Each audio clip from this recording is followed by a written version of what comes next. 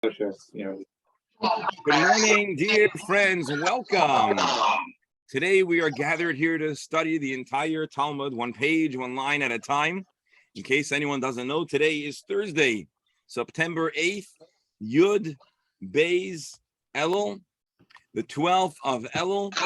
We are presently studying Masechet Shabbat, chapter 19, Kuf Lamed Gimel Amud Beis 133b.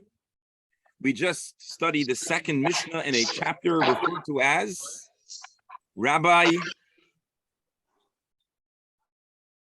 Eliezer de Mila. I hit mute all because there was some echo. Rabbi Eliezer de Mila.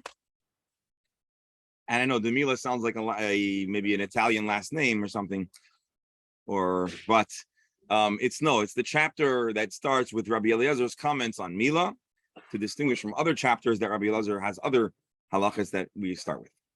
This Mishnah began by discussing the elements of the bris that may and must be done on Shabbos because they are essential to the act of the bris itself. They cannot be deferred and they cannot be done in advance. And then we brought a number of other melachot.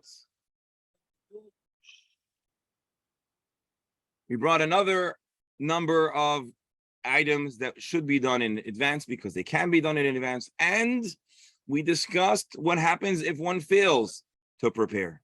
So as you may recall, if you didn't grind the spices, you should grind it with your teeth. You forgot to mix the fluids that become part of the treatment. You can apply them individually, but not mixed. We talked about the special customized bandage that was once in the time of the Mishnah placed to help the circumcision not only heal, but heal and maintain a certain form to optimize and to highlight the appearance of the bris. And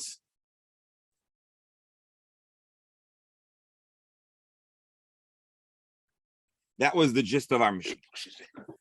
Of course, the final 20 minutes or so of yesterday's Gemara Shir was spent parsing to some extent the three steps that are recorded of the bris: Mila, Priya, and Mitzitza, the cutting of the foreskin, the pulling back of the thinner membrane or whatever exactly it is, and then the question or the discussion of Mitzitza, the removing of blood from the site of the wound. Today we're going to jump into the Gemara, which is not going to immediately engage in that discussion, but there'll be another discussion that will have to be somewhat cognizant of the physiology, or at least the process of the bris. But let's allow the Gemara to teach it to us. We'll share the screen and we'll get started. Be'ezer Hashem. We'll dedicate today's learning for the yahrzeit of our dear founding member of the Chabura's father-in-law, Yitzchak ben Avram. Yitzchak ben Moshe. Yitzchak ben Moshe, and we honor him. We honor his yahrzeit, his neshama, with his learning. And we're grateful to Mark for being an in-screen member of the Chabura, and Barbara for being sometimes maybe a less viewed, but certainly an important partner in this Chabura. And so we're grateful for that. And of course, we're grateful for everyone who partakes and contributes with their time and their knowledge, their insight, their wisdom, and so much more to be part of this Chabura Yashikayach. And again, we just at the end of this Mishnah turn the page to 133b, Kuf Lamed Gimel Amud Beis. And now we're going to actually go back to the first line of the Mishnah, which says like this: Oisin called Sarche Mila, Moilim Parim, etc. And the Gemara is going to analyze this language. It seems like the words Oisim called Sarche Mila might be superfluous. Why it might be superfluous? Let's take a look. Mechdi Katani Kulhu. The Mishnah gave us an exhaustive list of all of the steps of the bris. So why do we also need to say called Sarche Mila? Just say, let's go back to the Mishnah. Oisim, or don't even say Oisim. Say b'Shabbos, Moyalim, Upoirim, Umoitzim, Minaistim Allah, Splines v'Chaman. On Shabbos, you know what you can do? The Mila, the Priya, mitzitza, the bandaging. It could say that without this whole first line. This whole first line seemingly is redundant. Because once you give the full list, you don't really need the general subtitle. Just go through the list. Does it say that this is indeed a full list? I mean, it might be just a list of some of the actions, and that might mean that others are by default excluded.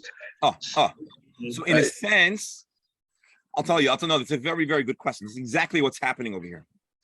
The Gemara, or the students of the Gemara who are studying the Mishnah, know that these are the four essential components of the bris: Mila, Priya, Mitzitza, and the bandaging. But from the fact that we add this word called Sarcha Mila, there must be something else that's not listed explicitly that we can infer from that statement. So on one hand, generally speaking, the Mishnah is exhaustive, but this line tells us there is something else that needs to be considered and needed to be made accessible to us. Rabbi? Yes, doctor. So for example, Kisei Shel Eliyahu, Sandik, and all of that, was that way back when? Was that part of the Bris Milah experience, ceremony, or whatever? Do we know when that was added on? Was it added on? I'm going to disappoint you once again. Yeah. My knowledge, to my knowledge, those are fairly ancient aspects of the bris ceremony. Right. But they are minhag, very important minhag. Minhag doesn't mean unimportant. Right. They are not part of the essential, bare bones steps of the procedure of bris in halacha. They are part of the essential minhag of how it is done. But you wouldn't say that the bris is not a kosher bris because there wasn't a kisei shel Eliyahu. You wouldn't say the bris is an unkosher bris because there was no sandik. Okay. Even though it's absolutely essential that there should be a sandik, and it's so. But we wouldn't, for example, be mechal. Imagine you have a moil, you have the knife, you have the baby, you have all the medical equipment, but you don't have a kisei shel Eliyahu. You wouldn't cancel the bris. Right. I mean, for example, in Chabad, and this has to do with, again, now I'm theorizing, but I believe this is so. In Chabad, there is less of a Kisei Shel Eliyahu accessory. I don't mean in a Chabad house, but I mean in like the original shtetl life of the Hasidic Chabad movement in White Russia. I don't believe they really had a big thing of having a Kisei Shel Eliyahu. I believe they would designate a chair at the bris to be the Kisei Shel Eliyahu. Now, this is not necessarily a big opposition to Kisei Shel Eliyahu. I think it's reflective of a general low-key, low-luxury circumstance of life where they didn't have, in general, the Russian Chabad Hasidic people, they didn't have crowns on their Torahs, and they didn't have ataras of metal and precious metal on their, and it was a little bit cultural, it was a little bit circumstantial, it was also a little bit of an expression of a cultural sense that we'd rather invest in the very mitzvah instead of the amenities. So, but I'm just throwing that in. So, but we do designate, no matter what, either a kisei shel Eliyahu. And I'll tell you what, I aspire for our show. Once we'll have a little bit more space, I look forward to having a beautiful kisei shel Eliyahu.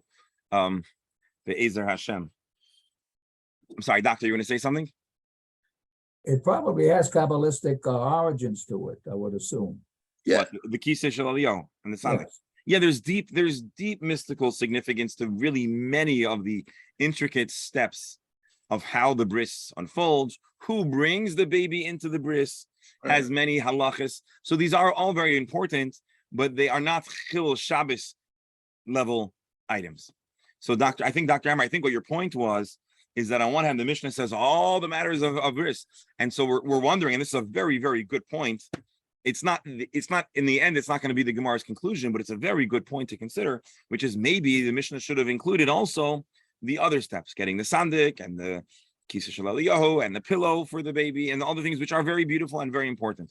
The wine. Wine. Yes. So that's a very fair hypothesis or proposal of what the Mishnah might mean. In the end, that's not going to be what the Gemara says because they are more minhag than the bare bones halacha, but very it's worthy of being brought up at this point as we're going through the steps of the bris. So let's see how the Gemara navigates this. The Gemara is going to give us a lot. Dr. Hammer, you brought up very significant, deep, meaningful, I don't want to use the word Kabbalistic, but very ritualistic and symbolic steps that are very important. And it adds a lot of meaning and flavor to a bris.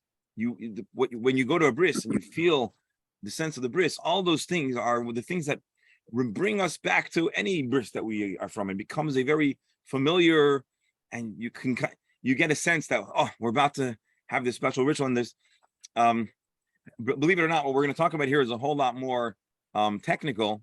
So let's take a look. What is kol tzarchim? In truth, as a halachic matter, it includes the following. There's a brisa that says, Hamal, the moyel, who's doing a bris on Shabbos, calls man shu oisek b'milah. So long as he's in the motions, he's in the act of the bris. I don't know if it means that the baby's diaper is open, or he's still actively engaged in whatever he's doing as a moyel.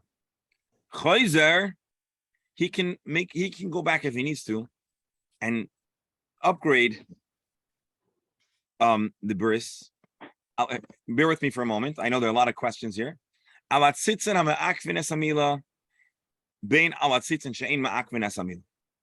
apparently there is a spectrum of how much foreskin could be removed. And again, I'm not a mohel and I cannot give you specifics, but it's clear is that there's a certain amount of the arla that if you don't remove it, the bris needs to be revised. I told you that I've heard of episodes recently of adults who had a clinical bris, not for halachic reasons, but they were undergoing conversion or they wanted to have a halachic bris. And there's an adult moyel in Miami called Rabbi Goren, who was trained especially to give an adult a bris, which obviously is more complex for a variety of reasons than or different, at least than a baby bris. And sometimes they uncover that the person that had the circumcision, although technically circumcised, there are tzitzin hama'atvin, there's aspects or there's a percentages or whatever exactly how it's defined that yet need to be removed. So if the moyel is still active and he says, you know what, I really need to add another, I don't know, we're not talking about centimeters, we're talking about millimeters, we're talking about very, very small amounts, obviously. Rabbi. I'm sorry? Rabbi, maybe kol tzorchen reflects that there might be different processes around the milah in different places. Right. That was. I think that's a companion pshat, which I like, to Dr. Hammer's pshat. It's just not what the Gemara ends up actually going with, but it's important to bear in mind because basically as we read the question, our mind already begins to scan for possible solutions. And so the things that we're going to first consider are, well, there are other aspects of the bris that are not enumerated, and maybe there are regional cultural aspects that are not enumerated. But the Gemara settles, again, as I said, on a more clinical and less inspirational facet, which is that sometimes the circumcision needs an extra little chaticha. And so if the moyel is still engaging in the original act of bris, he can just go on and cut off or pull down or whatever exactly it looks like, that additional little amount of arla. So, Hey, Rash. Rabbi, give me one more second. Okay. Please don't forget though. Pei Rash, if he, and again, my imagination, which may be off, we'll see Rashi soon. He closes up the diaper, he says Mazel Tov, he goes in and sits down with a bagel. He's no longer engaging in the act. Right. By the way, I'm surprised nobody said maybe the Shar Kol Tzarchim Milah is to bring the bagels, because it's not a bris without bagels. By the way, in 100 years from now, there are going to be svarim describing the significance of the bagel to the bris, and if it doesn't exist already, anyways, Peirash. But if he's done doing the bris, if he didn't do the fullest job and there's still halachically necessary tissue that needs to be removed, well, then he can go back even on Shabbos. And this is the Gemara's answer. What is kol tzarchim milah? Fine-tuning the bris to be halachically appropriate. But if there are aesthetic improvements that are not essential for the halachic bare minimum of removed tissue of the foreskin, then you cannot go back. And we have to acknowledge something else. And again, we're going to look at Rashi, and Rashi might make some corrections to what I'm saying, but we have to acknowledge, and we're going to see the Gemara is going to explicitly say it, that there was some concern for the aesthetics. There was, and again, I don't have firsthand knowledge, but there is talk that certain moyalim have hallmark cuts, and you could tell, oh, this baby was cut, had this and this moyal. So although generally speaking, the essence is the same, apparently there is a stylistic variation, and maybe it's even noticeable. Don't ask me any more questions because I don't have much more to offer on the subject. But Alan, I'm sorry, your hand has been raised. Please go ahead. What I can understand is the significance of sucking the blood, because it tells you exactly. Were you here yesterday? Yeah. So we discussed it in part, and maybe I'll get him all to come and give us more information. But I don't have a lot more to discuss on the matter, so I'll for it for now. Again, I'm not trying to avoid the conversation. Get Goran to come. He's a good guy. He's a good guy. You met Rabbi Goran? He went to school with my kids. I don't know if you know that he went to the University of Pennsylvania. He wasn't a Chabadnik then. So then he's talking. If he went to school with your kids, he certainly must be a very good person, a good guy. Because let me finish. It's because the basis of this question was, it states in the Torah that you should not drink the blood of an animal or a human. Hey, that's a good question. Can I answer you fast? Because it is a good question. One is not allowed to drink blood, and there is no waiver for drinking blood in the conjunction with a circumcision. It seems like in times past there was, and again, I'll tell you the truth. As a Chabadnik, my mohels have and will probably continue to do mitzvah. So I just want to be fully upfront with you. I don't want to, but it's probable that in those times, the most ideal way to have a very fast but successful extraction of the blood may have been to do it orally. It may have been the case. And there was a medical understanding that blood needed to be removed. There's not drinking. They don't drink the blood. They spit it out. Right. So again, this doesn't absolve much of the questions around the practice, but I just want to clarify, there is no drinking. Rabbi. By the way, if I would create the wrong subject for this shear, we could have 1,000 hits, but Rabbi. But probably not from people that are, anyways, go ahead. Rabbi, I have a different question. Is it about mitzitza or is it about tzitza? No, but it's before that. A basic question. The minute you say kol tzorkei, automatically you're going to have a whole discussion. What do you mean everything? So is this a usual statement or fairly rare? I'll tell you more than that. We know that the Mishnah is meant to be a launch pad for discussion, right? The Mishnah was created to be a text that wasn't just a resource guide that was the end of the process. It was just meant to be a basis for discussion. So I would agree with you that the word kol tzarchei mila does essentially say, hey, conversation needed. And that's exactly what it does. And that's exactly how the Gemara responds. The Gemara is like, it's like there's a button there. It's right. Highlighted saying, talk, figure this out. And so sometimes this is my impression, but I believe that absolutely it's a setup. It's a setup for us to have this conversation. And indeed the Gemara does. That's my understanding. I'm willing to be corrected, but that's how I understand it. Rashi is going to give us a whole lot more information on the mechanics of the extra and the unextra. So let's take a look at Rashi. Rabbi, before that. Yes. Oh, I'm sorry. Yes, go ahead. Yeah. So I Googled the source of Kisei Shel Eliyahu. Okay. So let me tell you what I found. So apparently the origin of the minhag is in the Sefer Pirkei de Rabbi Eliezer. And it's the story there is that. Hold on, doctor. Before you continue, when was Pirkei de Rabbi Eliezer? So let me Google that. So two questions: when was it first published, and when is the manuscript from? Okay, it's from the Tana of Eliezer ben Orkanus. So it's from the era of the Mishnah. Actually, it's the Tana. It's actually from the Rabbi Eliezer of Mila, the one that we talk about. Right. So he was a Tana. When was So it first published? that's when it was what? Did you ask me when it was first published? Well, it's fine. I Yeah. was just So I was just he's having a Tana. So the story there is that Eliyahu Navi came before God and complained about Am Yisrael. Kano kineti Hashem Elohei Tzvaot ki azvu britcha bnei Yisrael. The bnei Yisrael left your brit. So Azvu et Briti.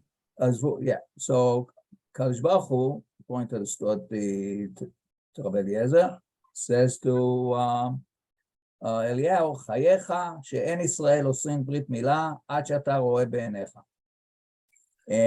מכאן התקינו חכמים שיהיו עושים מושב כבוד למלאך הברית. So, and that story also is reported in the Zohar. So it's quite, so that's the origin, that Eliyahu came before God, complained, and God said, from now on, you will be present at every place. Bris and Seder. And what? And Seder Shal Pesach. Yes. He complained that the Jews abandoned Hashem. But the bagels only come during the bris, no Pesach bagel. So basically, Dr. Stammer, and the reason why I asked you to tell us the origin is because we were trying to identify the first time that there is reference to the Kisei Shel Eliyahu. Now, I don't know if the Pirkei de Elazar actually talks about a Kisei, but there is the idea of the presence of Eliyahu, and so many rituals. It does say, because in Pirkei de Rabbi Eliezer, specifically, and I'm quoting, "Mikan etkinu chachamim sheyu osim moshav kavod." Okay, beautiful, perfect. That's what I wanted. So Yeah, we moshav actually have a kavod reference in the Mishnah Ikar. Now, What? does that mean that it didn't exist before Rabbi Elazar, or just means that it's first I would recorded for assume us? then probably, and it comes also, it's brought down in the Shulchan Aruch, Yoreh De'ah Siman Rav Samech Reish Samech Hey. See if you got it. So the point is, it's an important and ancient part of Bris, which actually is a strong support for Dr. Hammer, and it makes it very appropriate that he brought up the Kisei Shel Eliyahu, and Dr. Shkoyach for filling in, as we might say, now we know the rest of the story. All right, let's take a look at Rashi. Tzitzin. So tzitzin, literally, according to Rabbi Steinsaltz, are shreds of skin. And actually, Artskol and Steinsaltz agree. They both translate the word as shreds. Let's look at Rashi. Shiore Orla, remainder of the foreskin that was not removed, and it should have been. Ubemasnisin mefarish, hare elu tzitzan ma'akvin, v'yesh she'enon ma'akvin. There is a description in the laws, in the Mishnah that describes the bris. It tells us that there are certain parts of the skin that is halachically necessary to remove, and there are other parts that, although you should remove it, if you've already finished, it's a kosher bris. Going basar she'ein chayfer reva atara, elamiuta. We're talking about flesh that doesn't fully surround the atara, which I think in English is called the corona, which actually means the same thing. Umahi atara shoira gevaya hamakefes begid saviv shimimenu hagid mushba v'yer letzad hakarka umashpia umeshba v'yer letzad haguf. It talks about a certain sloping or anyways. The point is, there is flesh that covers fully or partially the corona, and that, I guess, is ma'akev. But if it's only nominally blocking, then it's not ma'akev. Again, I don't think I did justice to that, but maybe we'll ask Moyle to come on and give us some. That's actually not a bad idea. I don't think we could do it for a broader crowd, but I think we could do it for our chabur. Hamol Shabbos Kozman Shu Isaac Ba. So I said, sat down with a bagel. That means he's no longer doing the bris. Let's see if Rashi agrees with my definition. Rashi might have a little bit more of a halachic description. Shaloi silik yada. If he didn't withdraw his hands from the process, so he's in the middle of still cutting or cleaning or packaging or putting on imra'ash and ishtayru batzitzin. If he notices, there's a little bit of extra skin that needed to have been removed, bein ma'akvin esamila she'ena kshera ad sheyis. Whether this is eventually going to need to be trimmed. Whether halachically one will not need to go back and cut it, he's still engaged in the milah. So the kula chada milsahi. This is still a single event of bris, which you're allowed to do on Shabbos, and therefore you can make any revisions or additional trimming if need be. V'harei nitra Shabbos litchos etzla. I'm sorry, nitna Shabbos litchos etzla. Shabbos is given and pushed aside to facilitate the bris. So long as you're in the original motion, the original action, you can make any revisions, additions, changes, etc., and it would not be considered Chilul Shabbos. Rabbi, why would this be even a question? The guy's doing a bris. He does what he has to do. He has permission to do it. He has the permission to complete it. What's the problem? The problem would be elements that are only aesthetic, but not halachically integral. So you're allowed to do a bris, so the child has a bris. But plastic surgery is not something that you're allowed to do on Shabbos. And so the chiddush here is, if it's sarche milah, if you're still in middle, you could do everything. If you withdrew your hands, you're no longer doing the bris. Again, you turned around, you're giving mazel tov, maybe you washed your hands and you're going to go have your bagel or whatever. So now you've done the bris. Is the bris kosher? Then case closed. If the bris is not kosher, well, you still have a license to facilitate a bris on Shabbos. And so kol sarche milah means, I believe what we're saying, the aspect of milah that is essential halachic. So it's not as exciting, again, admittedly, as the bagels or the kisei shel Eliyahu, but it's a halachically essential facet. Pirish, which means shesilik yadav, he is no longer using his hands in the expert moyel way. So alama akvin choizer sharin kamila atzma. If there is a part of the foreskin that needs to be halachically removed, it means you haven't done a full milah. It means you can now go ahead and finish the milah. But the parts that are only aesthetic, but not halachically essential, it would be like a new procedure. And there is no license to be mechal Shabbos just for the aesthetic purposes, for a plastic surgery kind of thing.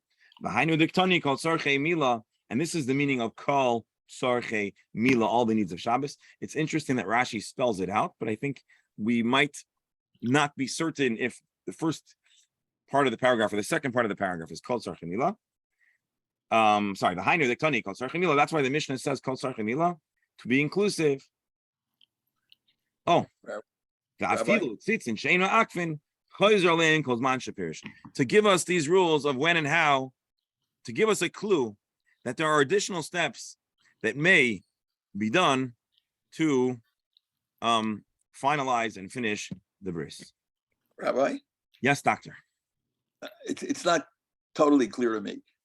Okay. If the Mohel did the bris and he's having a bagel and they named the baby and the baby's very agitated and he goes back now and he sees, I missed something that I should have done. That's not cosmetic, meaning the bris isn't really a kosher bris yet. Yes.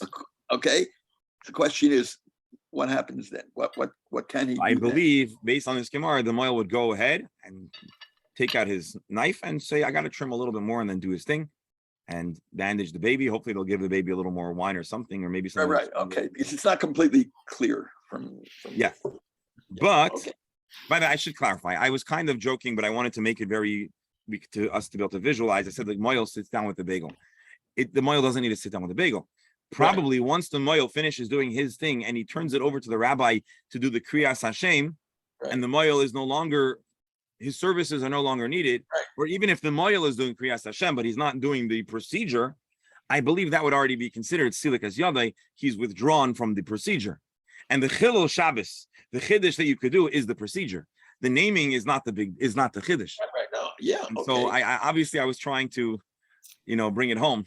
But the point is, as soon as the Moel closes up and is done with the cutting and the bandaging, and so then to cut again would only be allowed if it is halachically me'akev, but not simply for the purposes of cosmetic services. I didn't realize that there was a aesthetic element to this. Well, it's not essential for the bris, but yeah, society certainly had a sense of what a good milah looked like and what a sloppy milah looked like. The Gemara will discuss a little bit. The Gemara won't be graphic, but there will be more reference to this.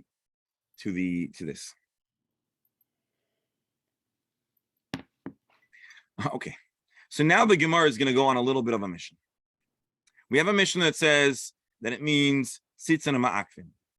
Now we want to know who is actually a Tana, who is a Mishnah era sage who would put their name behind this teaching.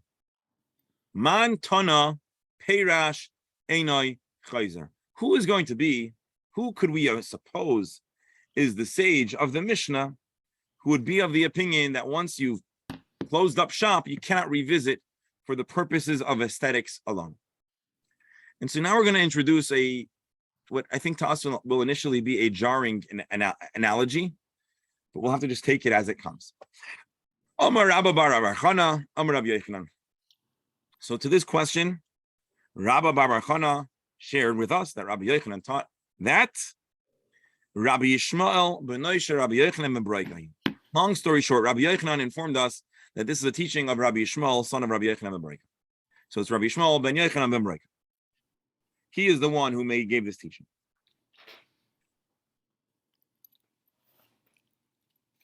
Let's read Rashi. Umishum de Peirash, because he withdrew from, he's no longer doing his expert moil services. Chashiv le chazara, returning to cutting would be milsa lenafsha, a totally separate procedure. V'hayo v'laikiv mitzvah ninhu lo yihadar. And being that it's not a ikov mitzvah, he does not get to go back. Imagine this from a contemporary medical setting. It's possible that a physician would bill per procedure.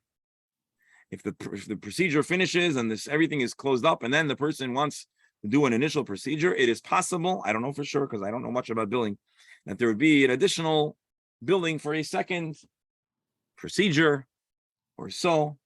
And so this is viewed as a separate procedure because it is not halachically necessary. And so contractually, the moil doesn't owe the patient to do this part. You want this add-on, you want the aesthetics, okay, that's another procedure.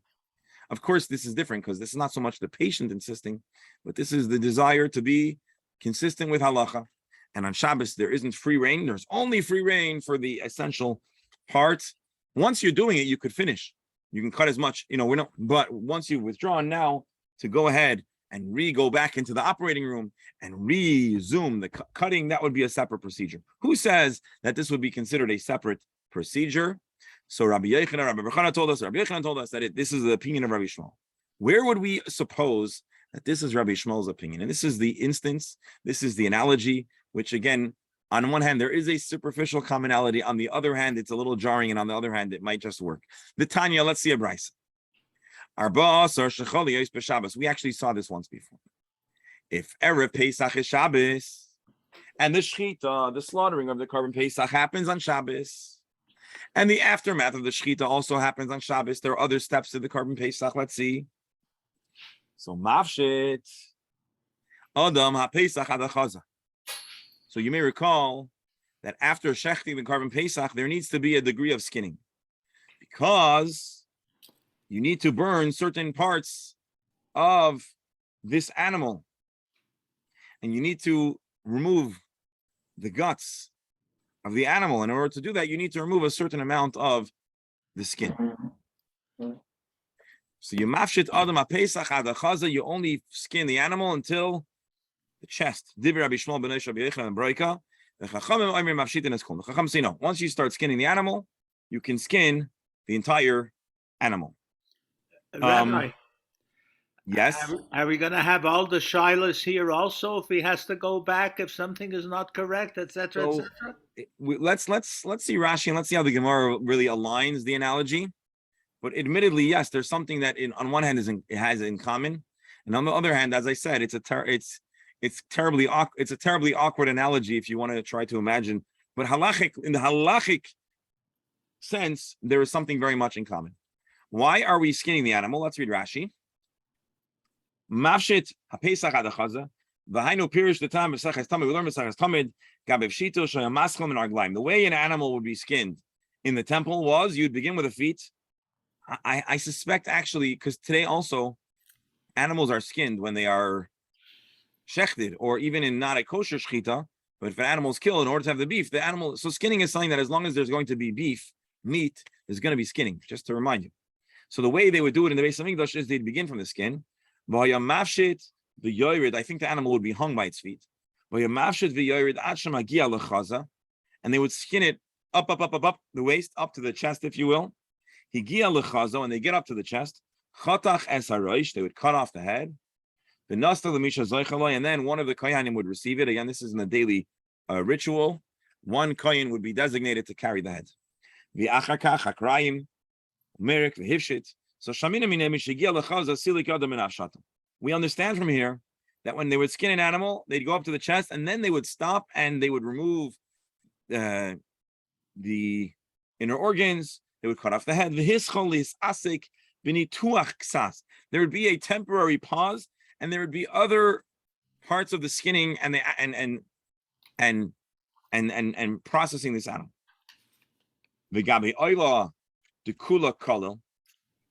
About a fully burnt offering. And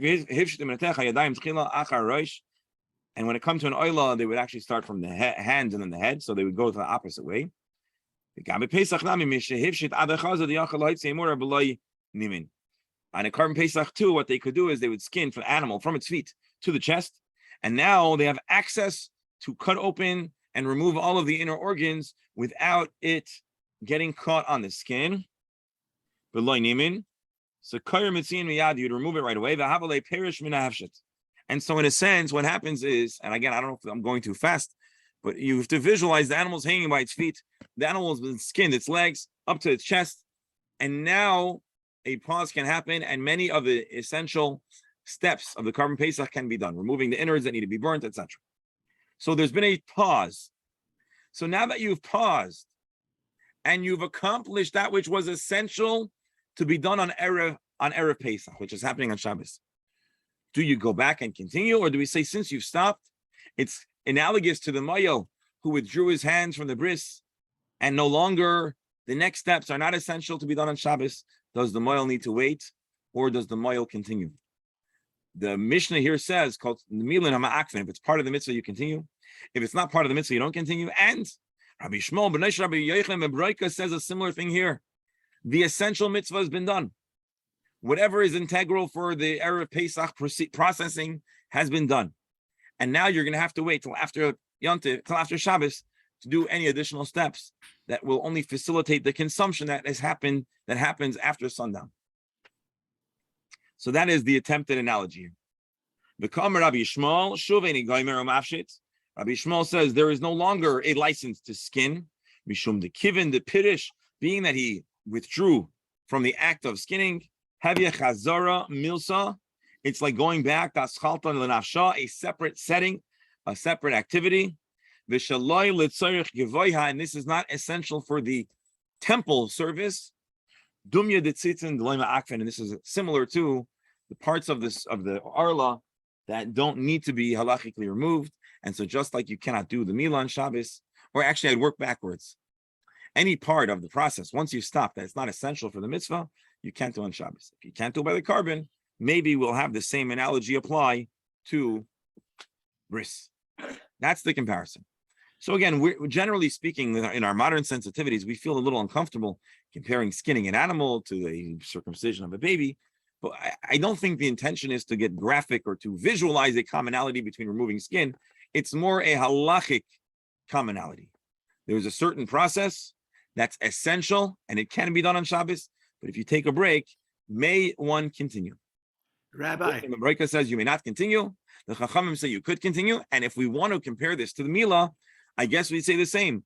Rabbi Shmuel would say anything that's not essential for the mitzvah, you got to wait till after Shabbos. But if that's the case, then maybe the Chachamim would give a license to go back and do even aesthetic circumcision. That is the attempted analogy. Rabbi. Yes. We have another element. If you're talking about Korban Pesach, after Shabbos, after that becomes Chol HaMoed. Is that not a factor No, at actually, all? after Shabbos becomes Yontif. Yeah, after Yontif. So what are you saying? Is Chol Hamoed a factor or considered just a weekly No, day? because you're actually going to do the rest of the work on Yontif. You're allowed to skin an animal on Yontif to eat it, right? The Korban Pesach is consumed, and you're allowed to do malacha that leads to consumption. What you're not allowed to do, I see. Okay, fine. So you're going from Shabbos to Yontif. you're not going from Shabbos to Yontif. Oh, The way Korban Okay, Pesach got worked it, is there were got it. certain steps that had to happen on Yud Daled, and for those steps we were Doicha Shabbos. But for the steps that are not Doicha Shabbos, you wait till Yontif and then you can do it then. And so bris, it's not a perfect analogy, but it would be the same idea. The non-essential, non-halachic, not mitzvah parts can't be done. But of course, if you're familiar with Talmud study, you know that the Gemara is not going to fully accept this analogy. It's not necessarily a fair analogy. And so the Gemara is rejecting the opinion of Rabbi Bar Avchanam Rabbi Yechon. Rabbi Shmuel's teaching stands, but the question is if it's a good analogy. And there's a possibility that it's not a good analogy. Mimai, how do you know that this is a good comparison? Maybe ad kan like come Rabbi Shmuel b'nai Rabbi Yechon b'Reika Hasam. The only reason why Rabbi Shmuel b'nai Rabbi Yechon b'Reika says, "Hey, hold up, wait, don't do any more skinning until after Shabbos." Maybe he says it there, Mishum de la beina zakeli vanveu. There is no obligation in the skinning of the animal for this is my God, I will glorify him. What does that mean? We as Jews are instructed to try to beautify every mitzvah that we do. So we get the nicest esterig, and we get the sharpest, nicest talis with a beautiful atara, if that's our minhag. And on the sukkah, we make sure that we have premium materials with beautiful decorations. And a Torah is adorned. Whenever possible, we try to make the mitzvah and Jewish experience as beautiful, adorned, high-end finishings as possible. By Karbanis, that is not so. Let's read Rashi. The achar netilas emurim, once we've removed the innards, ein hider mitzvah b'yofi basar. It's not considered the beauty of the mitzvah to have your animal that's waiting to be consumed, yofi. Aval yifoy mila mitzvayahu, or yipoy mila. But the beauty, the aesthetics of mila is possibly a mitzvah. So as I told you, we would see in the Gemara a reference to the possibility that a sharp, clean, fluid cut might be considered mitzvah. Who decides? That's an interesting question. But I suppose there are communal and industry standards. And I suppose if you're a moil, you could go to another bris and say, that guy had a jaggedy cut, or this guy did a fine job. Now, as a parent, I think you also want a safe and fast moil, because the faster the procedure happens, the sooner the baby can begin to hopefully overcome and heal and recover from the experience. But there's something to be said about the beauty, the precision, the quality of the cut. Rabbi? Yes, doctor. I believe that for the last quite a few years, many Moalim use this instrument Clamp?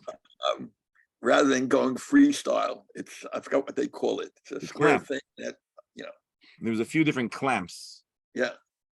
They're called by the name of the inventor. These are, there's a few different, I don't know the names of the clamps. There are a few different clamps. Yeah, by the way, that's another, we said we have a top 10 Jewish controversies. Great. The clamps too go into the controversy. There are those who very emphatically say that a milah with a clamp is subpar, and there are others who say that you have to use a clamp.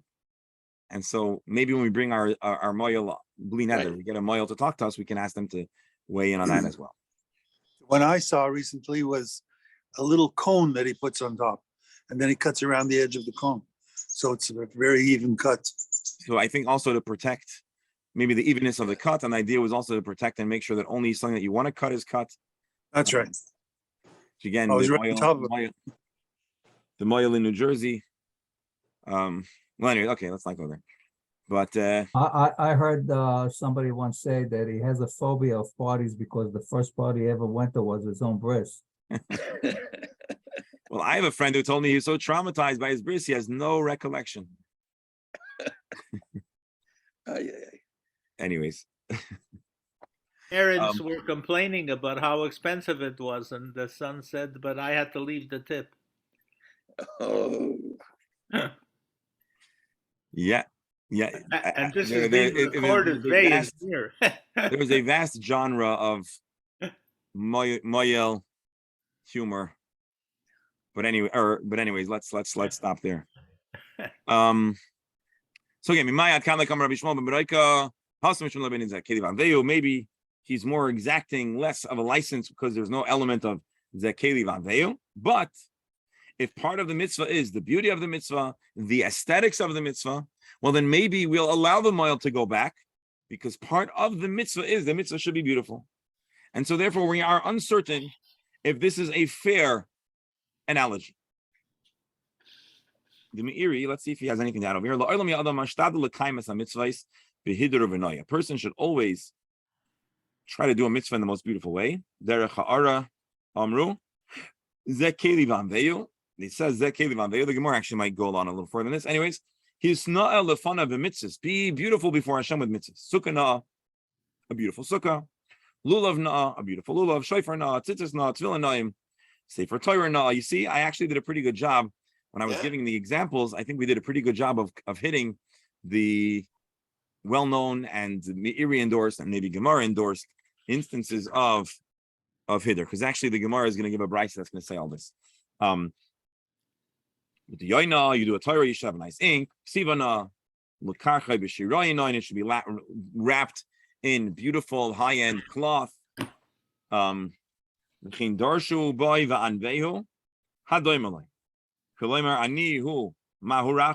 Another interpretation is we should be like Hashem. Hashem is compassionate. Similarly, we should emulate Hashem. So again, this is actually pretty much a recap of what the Gemara is going to tell us. But there you have it. Vitanya. Okay, here's the brayso. Where do we get this whole Zekeli Vanveu? There's a brayso. Ze Eli Vanveu. Again, where is this? In the Shira, in Oz Yasher. Those who read Oz Yasher Moshe say this every day. Not the explanation, but the words. Zekeli Vanveu. His Noel lefana b'mitzvahs, be beautiful. How does Rabbi Steinsaltz? Yeah, beautify yourself before mitzvahs.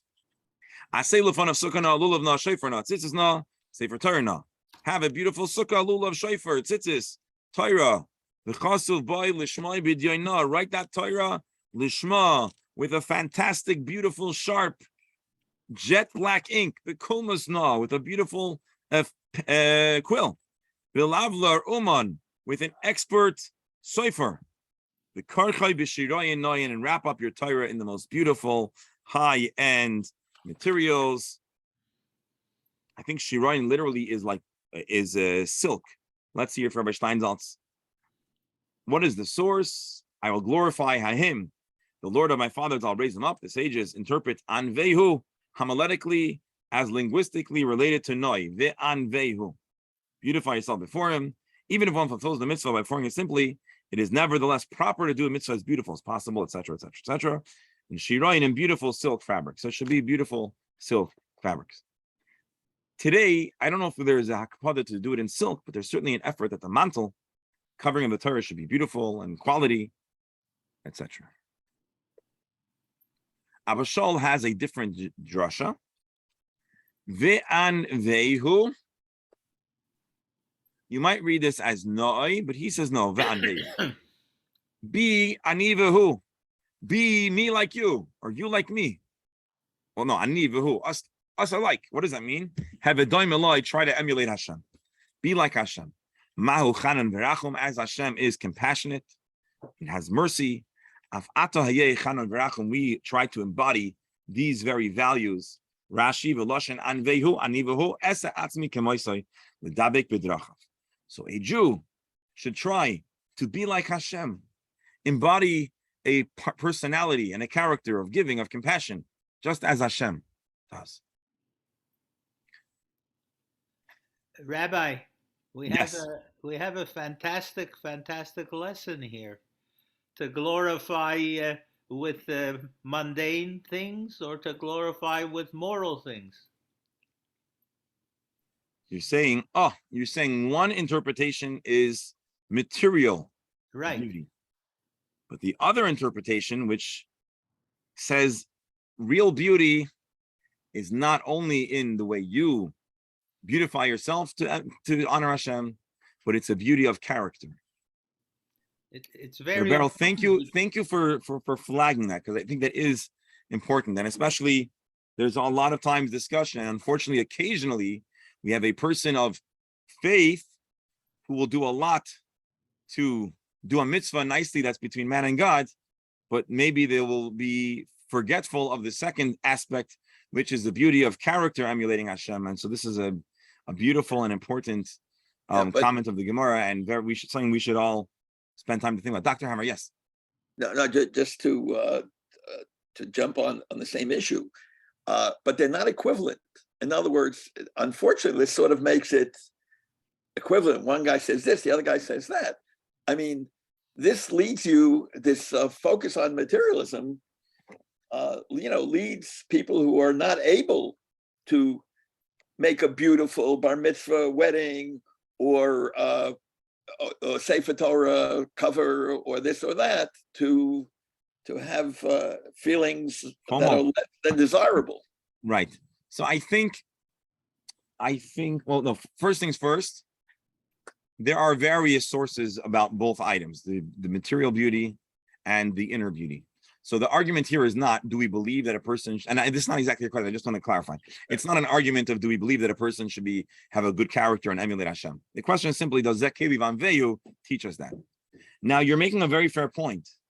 By having a value that says, try to serve Hashem and do mitzvahs in the highest end way, try to have a $600 esrog, makes every person on a fixed income who can't afford a $600 esrog, or a $600 esrog would come at the expense of a meal for Yontif, or a gift for his wife or spouse, so they might feel bad. That's true, but of course the Torah, I think, really wants every person according to their means. A story that comes to mind, which doesn't fully answer the question, but there's a famous story of the Baal Tanya, who had a very well-to-do chassid, the Baal Tanya would frequently raise funds to send to the Yishuv in Eretz Yisrael. And actually, the Tanya that we study nowadays is many letters of the Baal Tanya reminding and urging people to be generous beyond what's comfortable to sustain the Jews of Israel. And there was a certain chassid who was once wealthy, and everything kind of went south, and he lost all his money. And the Baal Tanya asked him for a donation, and his wife found one item of jewelry, and she sold it, and she polished the coins. She was so eager. The husband said, "We can't give anything." But the wife heard and said, no, you have to give something. And she took an item, garment or jewelry, she sold it, and she got money. And it wasn't as much as they usually give in, but she took the coins and she shined every coin. And he brought it to the Baal Tanya. I don't remember the exact details, but the Baal Tanya commented on the beauty of the tzedakah and realized that it was coming from a place where there wasn't means, but in their own way, they put their heart and soul into the tzedakah, and they ended up getting a beautiful bracha, and they ended up doing very well for themselves. So the point is, beauty is not a single standard. Beauty is every person, to their ability, tries to beautify and cherish the mitzvah. A person who drives a Bentley should buy a $600 esrog, and the person who drives a clunker should have an esrog, or and maybe they can hand weave a holder that will be very beautiful and show their excitement. And so just like in all of life, people of different socioeconomic stages or positions live a different standard, I imagine that this teaching would be reflective. So based on your standard of living, try to also invest in mitzvahs. That's how I understand it. I may be wrong, and it doesn't really resolve the challenge that we have as a community, which is that people of different abilities invariably is a difficult thing for those who are not as able. It's hard for them, and it's an unfortunate reality. And what could we do? We do our best to try to be there for each other, but the reality is that since the beginning of time and for all time, that unfortunately will be the case. And I just want to tell you one thing, just a feel good thing. We're having our trip to New York. Let me hit stop record. Hold on. No. Pause.